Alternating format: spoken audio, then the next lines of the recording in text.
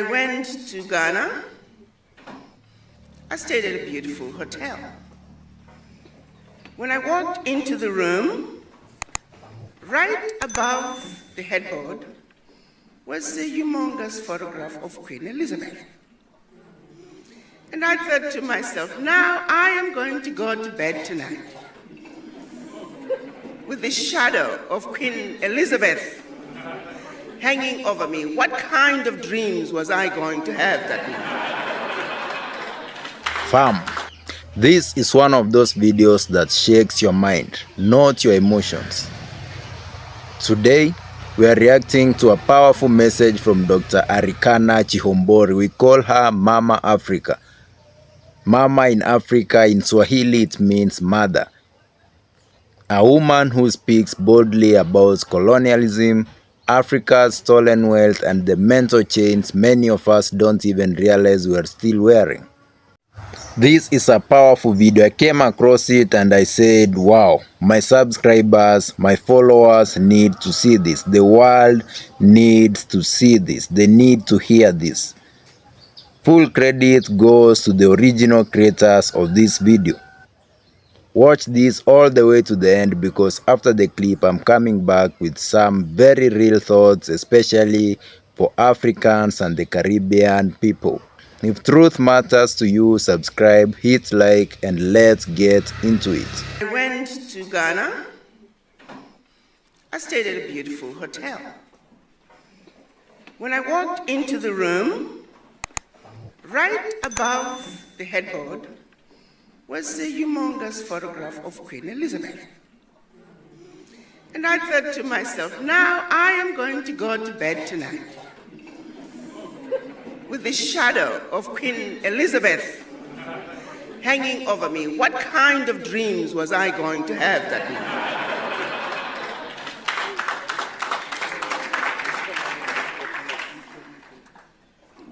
I nicely found time. I called my VP and I said, could you help me take this photograph down? We shall put it back tomorrow morning, because tonight I intend to have good dreams.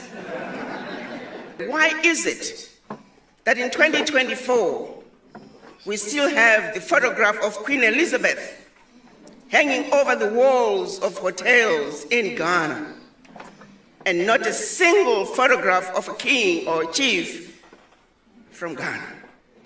We know when it comes to West Africa, the document that African countries were meant to sign as they attained their quote-unquote independence, the document that's labeled the Pact for the Continuation of Colonization. On one hand, we are giving you your independence, but on the other hand, we want you to sign this document, agreeing to continue to be colonized. And if you choose not to sign this document, in my pocket, I have a gun that has your name. Guinea and Mali, they chose not to sign the document. That France moved into those countries, poured concrete into the sewage pipes, destroyed schools, hospitals, roads, anything that could be destroyed, they destroyed. Anything that they could pick up and take back with them to France, they took. They even took the last pencil. This was done as a way of letting the other African countries know that should you refuse to sign this document, this was the fate that awaited you. You have to give up 85% at that time of your bank reserves, deposit them with France. Those funds, once gone, they're not coming back. All your minerals discovered and yet to be discovered belong to France, and French companies had the first right of refusal. Your language of instruction shall be French. Your military can only be equipped by France. Your military can only be trained by France. You must give up control of your finances. You must give up control of your natural resources. You must give up control of your military. Now, if you stay away from those, you are free to run your country as you wish. What kind of a country are you running? What kind of a leader are you? To this day, those African countries are still required to deposit their bank reserves with France. Now, the numbers have gone down some. They're down to the 50, 55, 60. But by and large, with the exception of Burkina Faso, Niger, and Mali that said, France, pack your bags and go home. The rest of the African countries are still subjected and held to the pact for the continuation of colonization. But our leaders, for various reasons, and we know those who have tried to pull away, they've either been assassinated or exiled. So the realities are there, that if African leaders try to push back, there's some serious consequences. In spite of all that, there are some other issues that they also could deal with.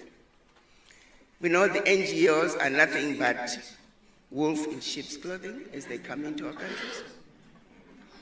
A lot of embassies as well. We have a few nice embassies. But we have many countries that are also just here to make sure that they continue to destabilize the countries. They make sure that the elections are forever interrupted.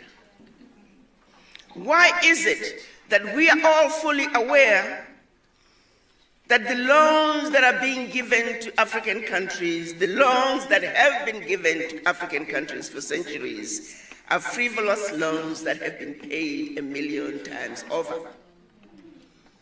Why is it that our ministers of finance every year, twice a year, they go to the World Bank?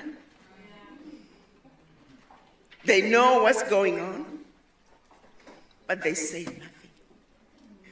What is keeping us as Africans from coming together and speaking with one voice and letting the World Bank know and the IMF that we have paid for these loans a gazillion times over? We aren't paying for them no more. What are we afraid of? Why can't we just say it like it is? It is damn wrong. And it cannot continue.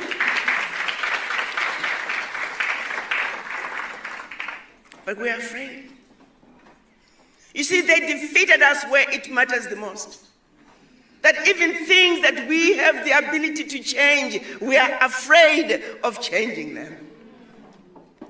When the Europeans first came to Africa, they brought us religion. And then we went to church. And they taught us about a human being called Jesus Christ. And they talked about the angels, and they talked about who are in heaven, a place we all want to go to. They're beautiful, they're angelic, they're desirable. And oh, by the way, they're white. And oh, by the way, we are white, like the angels. But remember, in school, they told us this was white. But never mind how we look. We may look rather pinkish, but don't disregard that. We are white believers. Then they turned around and said there's something called hell. And there's a devil there. Ugly, undesirable, does all the horrible things, and that creature is black. And oh, by the way, you too are black. Never mind this black color that we told you in school. A blatant lie was told to us, and we have never stood up to say that's a damn lie. I'm not black. They're not white. You look like the devil because we told you so. We look like the angels because we told you so. So it is when a little 5-year-old black boy is given 2 sets of dolls, black dolls and white dolls. And he's asked which one is mean, he points at the black one. He's asked which one is ugly, he points at the black one. He's asked which one is nice, he points at the white one. Which one is beautiful, he points at the white one. And then when asked which one is more like you, he sheepishly points at the black one. The 5-year-old boy is defeated before his life even begins. Somehow, there are subliminal messages that this boy just knows it. Think about it. So that same little boy who grew up to be the Minister of Education, he's not going to like anything to do with him. So yes, European history is what weighs out. African history? No. You, African educators, you don't read your own work in order to be tenured. Many professors, to be tenured, they got to write 10, 20, 30, 40 papers. And those papers can only be reviewed in Europe, in the United States, by credible universities. So I said to the professors, you don't trust each other? You are not credible? If you can't trust each other, why should we parents trust you with our children?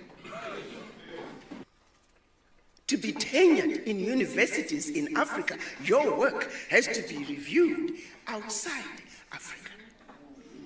What's wrong with having universities in North Africa send their work to Southern Africa? Universities in West Africa send their work to East Africa. But no, black professors are going to be reviewing it. It's not acceptable. They won't have the same weight. Stupidity has got to come to an end. It is filtering through to everything that we are doing. I am telling you, my brothers and sisters, we are the laughingstock of the world.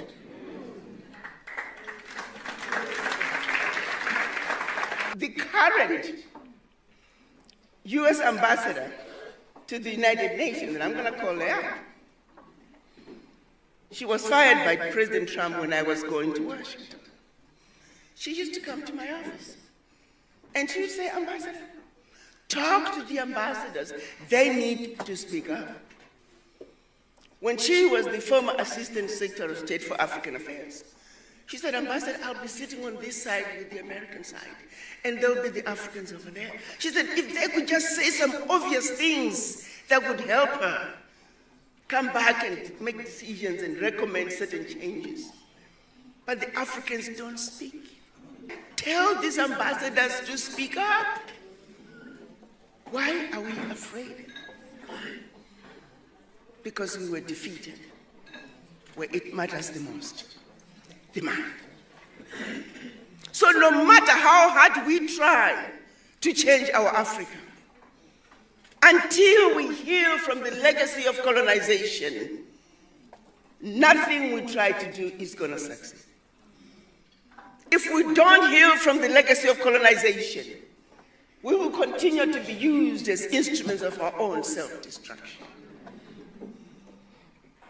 I challenged ECOWAS when they were trying to mobilize the military to go and fight Burkina Faso, Mali, and Niger.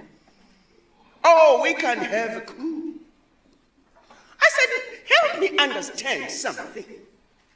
France has had coups against these nations for centuries. When France is forcing these countries to deposit their bank reserves with France, that's a coup. President Tinubu, what have you done about this coup? You are sitting on the big boy chair now. Talk to me. What are you going to do about this coup? When France is making sure that all natural resources for these countries belong to France, that's a coup. What are you going to do about it, ECOWAS?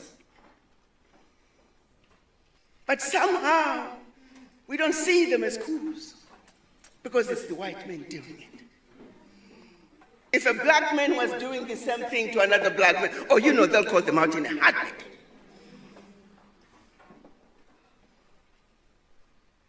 We have a serious problem as Africans. We don't even realize how sick we are with this disease.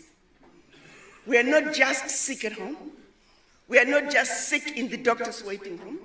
We are not just sick in the general ward in the hospital. We are in the intensive care. As a doctor, I cannot help you unless you come to me with your complaints. At least recognize that you're sick. But most of the time, we don't even realize that we are sick.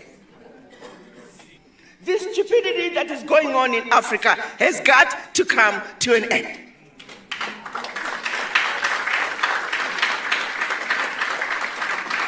And you can't expect those who put us in positions of servitude to get us out. It's not going to happen.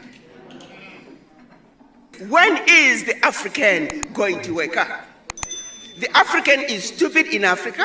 The African is stupid in America. The African is stupid in South America. The African is stupid in the Caribbean. Wherever you see us as black people, we do some of the most stupid things.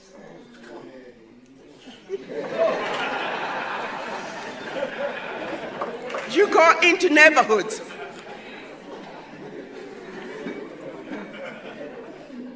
In America, where I've spent most of my time, look at the Mexicans. They stick together like super glue when it comes to issues pertaining to their existence in the United States as Mexicans.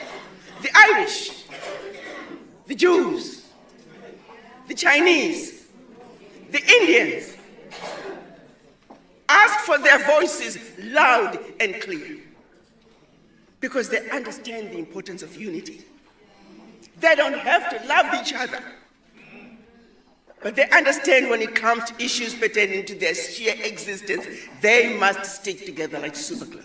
But when you ask for the voices of black people, we scatter like mice. We don't believe in each other. I was in Dallas and one Zimbabwean, I was asking, are there a lot of Zimbabweans who are you? No, I don't talk to Zimbabweans. I'm the only black person in my neighborhood, and she was so proud of it. I'm speaking to another friend, this time in Zimbabwe. She was so proud that her son cannot speak Shona, and that the son speaks English like a British. And she's telling me this with a certain level of pride. And that's the mother, which means the child is just as doomed. When are we going to wake up and realize that our inability to move forward as a people is because we were defeated where it matters the most? What are we going to do about the educational curriculum? Because that's where it begins. They don't want us knowing our history. They don't want us knowing where we came from. Because if you are a person without a history, who are you? Where do you come from? As Africans, we are too busy running away from who we are. We don't want to embrace our Africanness. Why not? If you refuse and don't accept your Africanness, then who are you? You can never speak English like an American. Then you don't want to speak your own vernacular. Then who are you? You are just like a ship without an anchor. The wind blows that way, there you go. The wind blows that way, there you go. And there are too many of us who find themselves in that boat without an anchor.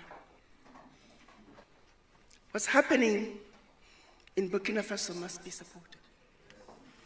What's happening in Mali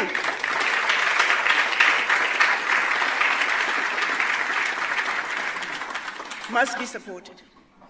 What's happening in Niger must be supported.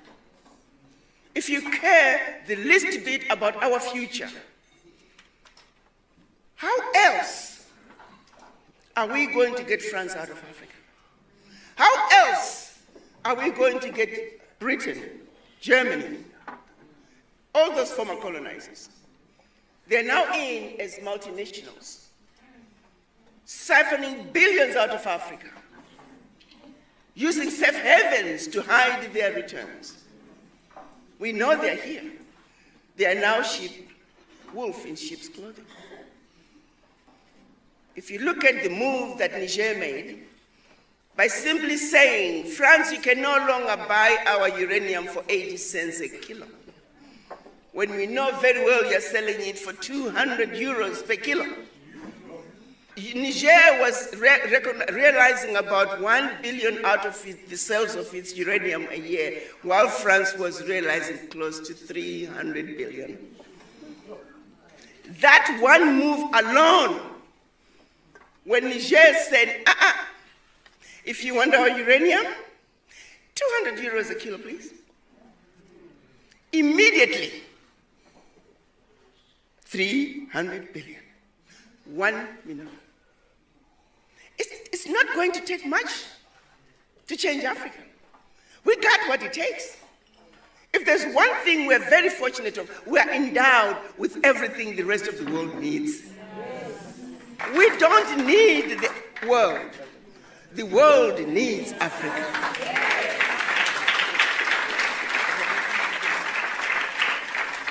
But do we really know that and believe in it and are ready to stand up and proclaim who we are? And let them know.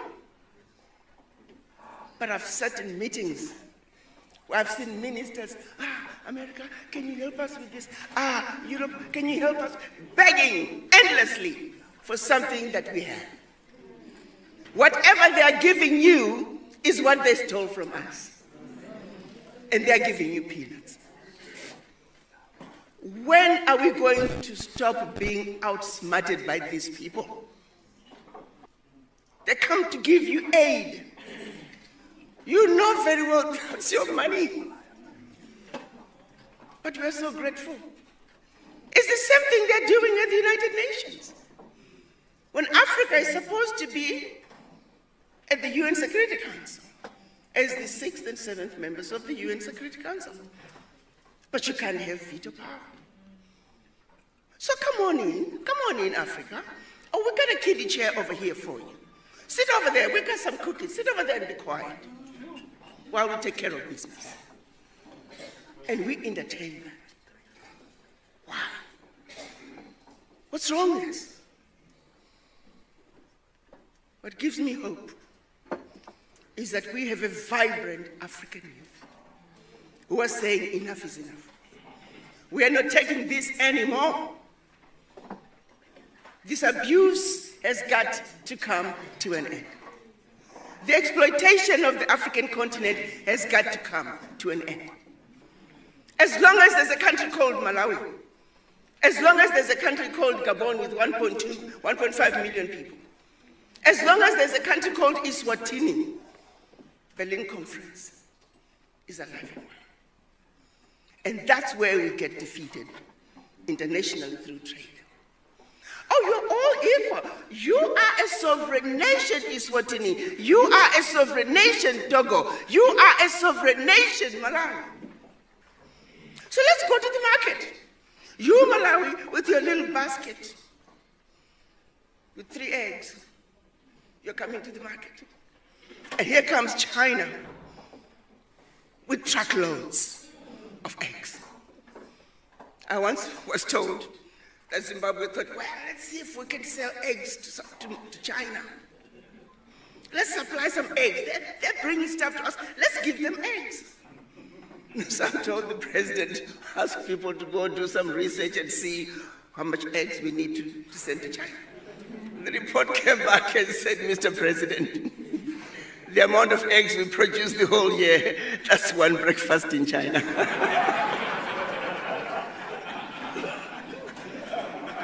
So you want Zimbabwe to go to the market with China and sell eggs. As we speak today, we are all sick from the disease. None of us is exempt. And that's a fact. I'm going to ask each and every one of you to have a serious conversation with the image in the mirror. And ask yourself why you feel the way you do. Why are you automatically afraid of those who don't look like you? Why do you feel defeated? Why are you afraid to speak up and stand your ground? Besides, you are the mothers and fathers of humanity. Without the black woman, without the black man, the rest of the world would not be. That's a fact.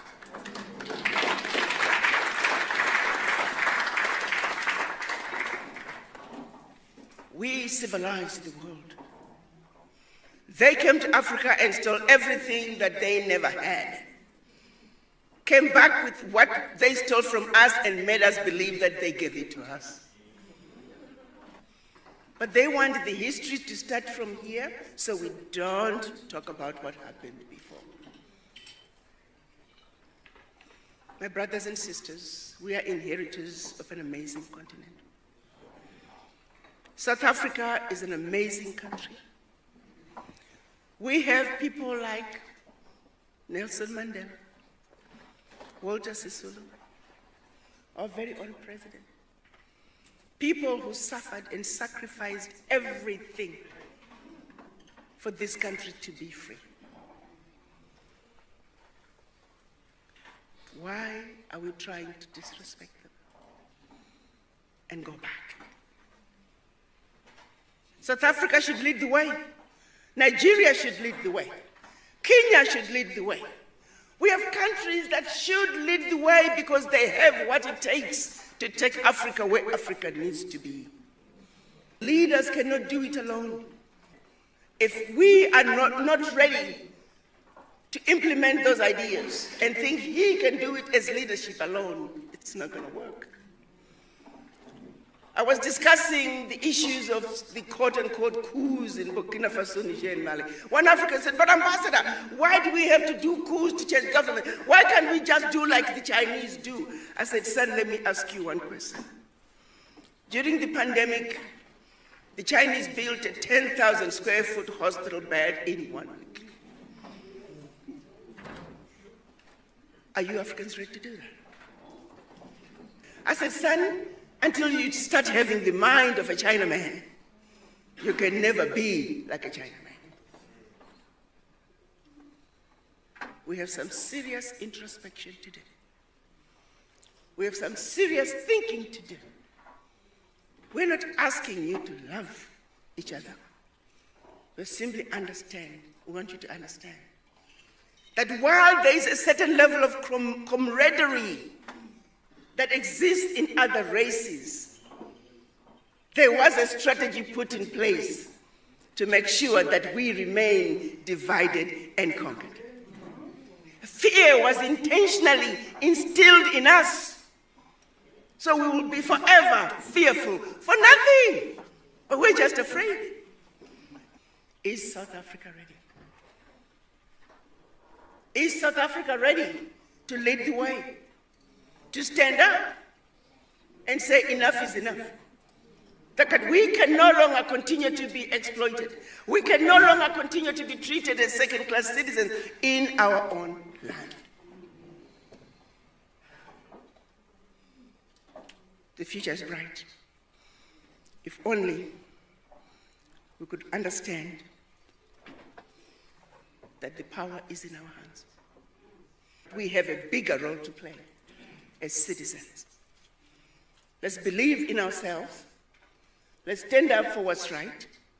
Let's let the world know that we are the inheritors of the most amazing continent.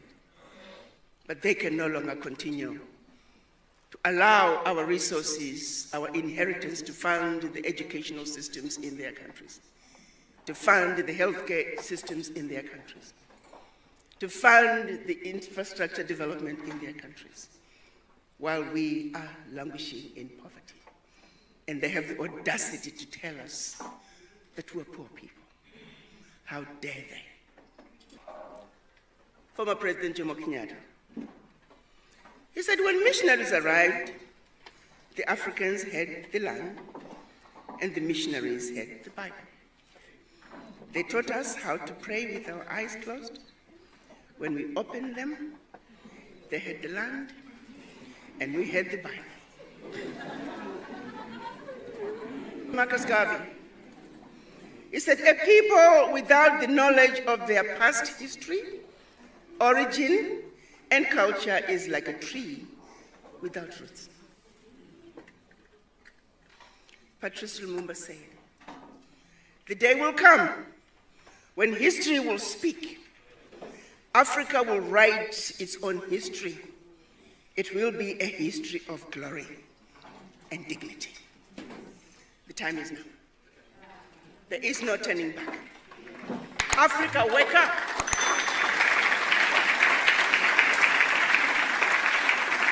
We're simply asking that the world treats us the same way they would want to be treated. We are demanding a world that is just, a world that is fair, a world that is free of bigotry and hate. We're not asking the world to do anything that they would not want done unto them. I need each and every one of you, after you've had a serious conversation with the image in the mirror, to stand up on top of the tallest mountain, look in the mirror, and tell the world that we are the proud, the beautiful, the intelligent, sophisticated, highly adaptable, and totally indestructible Africans. Welcome back. Thank you for watching that video with me until the end. This wasn't just a speech. This was a mirror. Dr. Arikana didn't shout. She didn't insult. She simply exposed systems that have been hidden in plain sight. And the most dangerous form of oppression isn't chains, it's conditioning.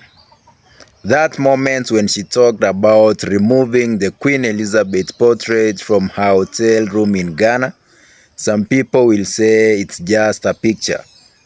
No, it's not. Symbols shape psychology. If you are independent but still celebrating your former ruler in your most sacred places, then independence is paper deep.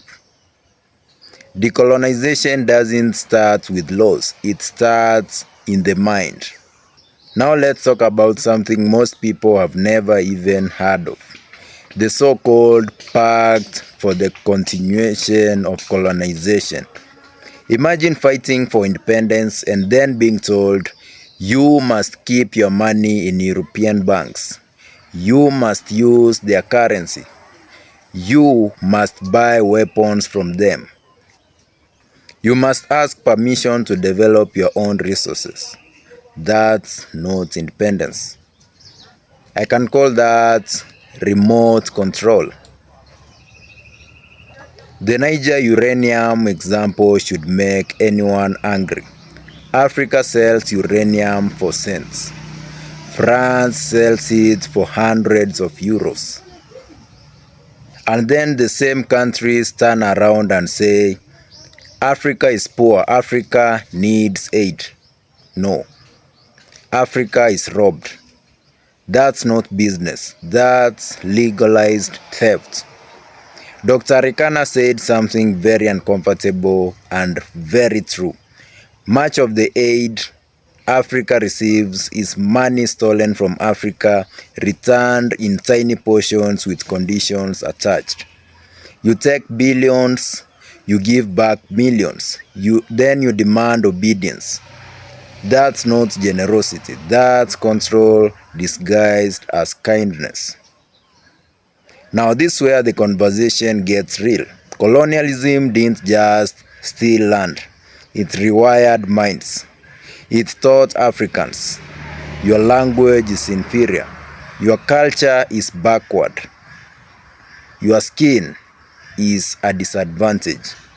Your history started with slavery, and when people believe that long enough, they begin to police themselves. That's why movements in Burkina Faso, Mali, Niger, matter very much. Whether people agree with every leader or not, what matters is people are questioning control. Dr. Arikana isn't calling for chaos. She is calling for dignity, unity, and self-respect. This message isn't just for Africa. Caribbean people, this is your story too. Same system, same extraction, same mental conditioning. Different locations, same blueprint. Ending with Marcus Garvey and Patrice Lumumba was perfect. A people without knowledge of their history is like a tree without roots. And Lumumba reminded us, Africa will write its own history, and it will be a history of dignity. Dr. Arikana didn't tell us to hate anyone. She told us to wake up, to study, to unite, to demand better leadership, to reclaim our story. If this message resonated with you, drop a comment. Subscribe if you want honest, fearless reactions like this. And again, thank you very much for watching this video. Thank you for always supporting us, subscribing to our channel, and tuning in for these kind of conversations. You are legends. Goodbye for now, and I'll see you in the next powerful video. Thank you.